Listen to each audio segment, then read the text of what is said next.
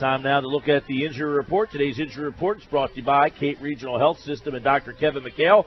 For an appointment, call 609-463-CAPE or visit caperegional.com/orthopedics. We've got a lot to go into with Carson Wentz, of course, being ruled out, Dr. McHale.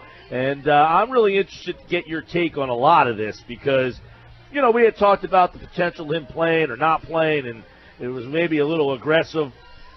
When you hear that he is not cleared for contact at this stage of the game, does that enter a better timeline in your mind? Well, you know, I think it goes back to just the nature of his injury and the severity of the injury, right? So he's not dealing with an isolated ACL tear. He had that ACL, LCL. So the two ligaments of the four major ligaments of the knee were injured, and we know it's going to be a longer timeline before he's back to full strength and ready to protect himself. So when they're saying that he's not cleared for contact, you know, that's implying that he hasn't built up enough strength yet in that knee to protect himself from re-injury, okay? When we take all people that have ACL tears, the highest risk of re-injuring that knee or even another part of your body is within that first 6 to 12 months after returning to play. So it's really crucial to make sure that when you're getting that guy back on the field, that he's at full strength to not only protect his injured knee, but his other knee. You know, injury rates go up not just in that affected extremity, but the other leg as well. So it's really important to make sure he's at full strength. So when you hear things like he's not cleared for contact yet, you know that the testing behind the scenes with the team, you know, they have a lot of baseline data to compare to what his strength was before his injury, what his strength is in the other uninjured knee, and they can kind of compare that to his current progress in his injured knee and see, you know, are we close to 90% full strength, 95%? Because you want to make sure he's at full strength before he gets out there so he doesn't get hurt. So at this stage, like, it's funny because the timeline is interesting. You know, Doug Peterson had said, well, the docs were going to tell us on Friday, and then we'll kind of make our decision. I mean, do you think the doctor, you know, you've been in these kind of conversations, you know, working with the Patriots, where the doctor has to walk in and tell the coach, hey, he's not cleared to go. At that point, I mean, do you think that there's a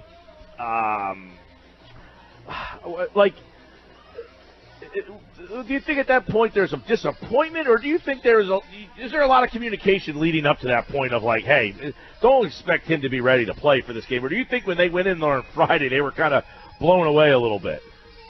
No, you know, I think there's constant communication between the head team doctors, the assistant team doctors, the head trainers, the assistant trainers, you know, as well as the coaching staff. So there's a constant communication there. Now, part of it is the game. You know, they're not going to release everything to the media. They probably had an idea that this was coming, but they don't want to kind of show their hand until it's at the right time. And at some point, they got to make that announcement.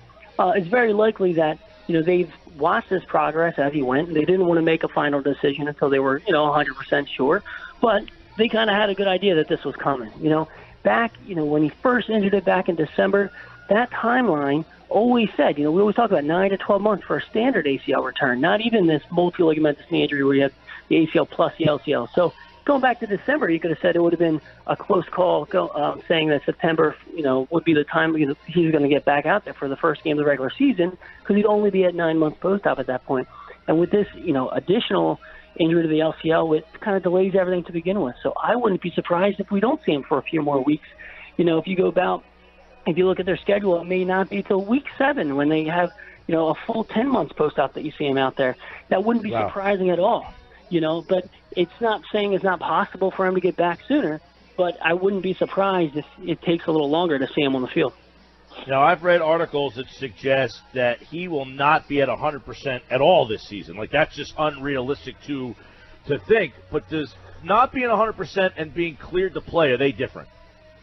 Yeah, so they're definitely different, right? So we, you know, yes, a 90% Carson Wentz is probably still better than a whole lot of athletes out there in the NFL and a lot of quarterbacks across the NFL. So, you know, it is pretty unrealistic to think he's going to be at 100%. We know that people after an isolated ACL tear will continue to improve their strength and their function for a whole year to 2 years after their surgery. So up to 2 years, they're still getting stronger.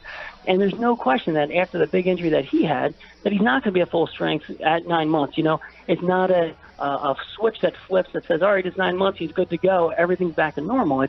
It's a gradual process. Every single week he gets further out from surgery, he's getting more and more strength and more speed and flexibility and all that kind of stuff that matters and affects the way he plays. So, I wouldn't expect that. Whenever we do see him out there, he's still going to play great. You see him making throws right now. Huge long-distance throws, but he's got great arm strength. He's an excellent athlete. But he probably won't be 100% for him. It's going to take a while to get that knee stronger. And throughout the rest of the season, he's going to keep getting stronger and stronger, more mobile as that season goes on. Dr. McHale, this is Ryan here. I have a quick question for you. So after hearing all of that, I'm just curious, what's going to change between today and the next game for him possibly getting cleared? Like, what can change for him in 8 to 9 days? And is there any chance that there's conversations between Peterson and the doctor that would essentially clear him that involve Doug Peterson going to him saying, you know what, listen, I'm going to stick with Foles for a couple more weeks. You don't have to clear him yet. Or is this strictly just black and white with that decision? And then what will change in 8 days that he could potentially be cleared for the next game? So there's a couple things. I think both there's the medical clearance standpoint, and then there's also the game itself, right? So from the medical clearance standpoint, they're doing some measurements behind the scenes, right? They're checking his strength, comparing to the other side, comparing to the numbers they have from last season before he got hurt. They could do special tests at this level where they can have people jump off onto like force plates to measure the way they balance the actual force when they land to see if they're kind of protecting that injured extremity. This isn't stuff you do to clear a high school athlete, but at the pro level, something like Carson Wentz, you can do this kind of stuff. And they're watching all this practice footage of him, making sure, watching the video, really dissecting the video to see how he's protecting that leg. So all of these things will play a role in making him what we would say cleared, Now you got that borderline case, okay? So once he gets to a point where you say, all right, he's at 90% strength of last year, and he's looking a lot more mobile, and he's looking a lot stronger. Well, do we want to play him? He's allowed to play, but do we want to play him? And that has to do with maybe how the season's going. If Foles keeps winning a few games, there's no question that he's at a higher risk of injury the sooner he gets back in the field. There's no question. We all know that. The earlier you are to your surgery, the more likely you are to re-injure that knee, to re-injure the other knee, and other parts of your extremities, your body. So he's safer. I mean, from a doctor standpoint, as a fan, for long term, the longer he's out, the Eagles are winning with Foles, the better it is for our franchise. Doc, were you around the Patriots when Brady was returning from this injury? So I was with them later after that. But when you see Brady, so I was not there this season. He did tear his ACL and MCL, but that's actually a good comparison. So when you see when Brady got back, he had his ACL, MCL injury. He was brace dependent after that. He wears a brace when he plays, and he was able to play at a very high level. But he's also a very different quarterback than Carson Wentz. We know Brady's a pocket passer, right? Other than those quarterback sneaks, he's not doing a lot of rushing. We don't see those kind of plays that Carson Wentz plays. So to get him back to his 100% strength or self is a little bit different than Carson Wentz. And that's part of the issue, too. It's that gray area. Are they going to maybe alter their game script a little bit when Carson's out there and make him more of a pocket QB to protect him? Well, maybe he can get back a little sooner. But if he's going to be playing at that same Carson Wentz level, running all over the field, it may take him a little bit longer to get back.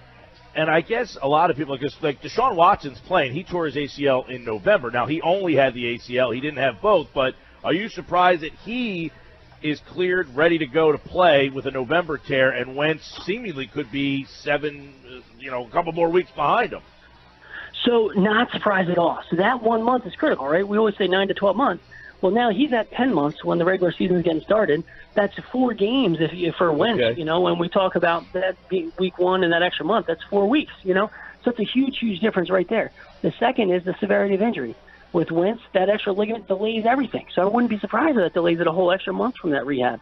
So already if you flip the rules, and if Carson had his injury back in November, I wouldn't be surprised if he still wasn't ready for week 1 because of the severity of injury, but it'd be much more likely because you'd have a whole extra month of rehab. The biggest difference is that isolated ACL, a whole extra month of rehab is huge to get somebody back out there. The other interesting thing is he's not out there with a brace. You might say, oh, he must be doing even better than Carson, or he's much stronger than Wentz because he's got no brace. But the difference is for Carson Wentz, that brace is mainly protecting that LCL, that other ligament, because the braces do better at protecting those ligaments on the left and right side of your knee as opposed to the ACL, which is in the middle, mainly plays a role in pivoting and cutting. We have braces for ACLs, but they're just not as effective as those ones that protect the side ligaments. Really good information from Dr. Kevin McHale. Today's injury report is brought to you by Cape Regional Health System. For an appointment, call 609-463-CAPE or visit caperegional.com/orthopedics. Doc will be back every week again this season at 5:30 most weeks. But because the Eagles play tonight, he was kind enough to allow you guys to try to win $100 tonight and pick the perfect score. But we'll talk to Doc in his regular slot every Thursday at 5:30 with our injury report. Thanks, Doc. No problem. Let's go Birds tonight.